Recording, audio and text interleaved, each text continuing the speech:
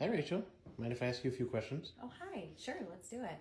Oh, your office seems really organized. Are you a neat freak? No, not at all. I'm actually a recovering slob, but my husband Paul he has undiagnosed OCD. So, how can I create engaging content in 30 minutes or less?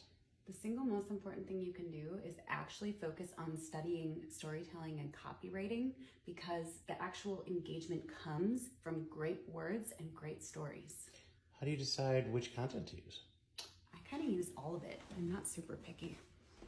How do you stop feeling overwhelmed and just take action? You said it just there. Just take action. Well, what's the quickest way to grow on social media with potential buyers? Ooh, be authentic. Don't be scared to give the farm away for free. And make sure that you are practicing exactly what you preach. I tend to talk way too much in my content. That's not a good thing. Technically, you're going to probably want to use some type of script to help you with the gift of gab or rambling that is actually sometimes detracting from your views and followers. Okay, Gary Vee or Marie Forleo? Marie Forleo. Trello, ClickUp. I would pick Trello. Later or Metrical? Metrical. iPhone or Android? iPhone. Her first 100K or Rachel Rogers? Both. What advice can you give to the people struggling to pick up the right niche for them? Try a couple of things. You don't have to be locked into just one. How would you use social media platforms when running a political campaign? I would go where your voters are going to be, or your potential voters. So for example, if you want to reach a younger demographic, you're going to rely on TikToks, Snapchat, etc. If they're older, maybe Facebook, YouTube, and potentially Instagram.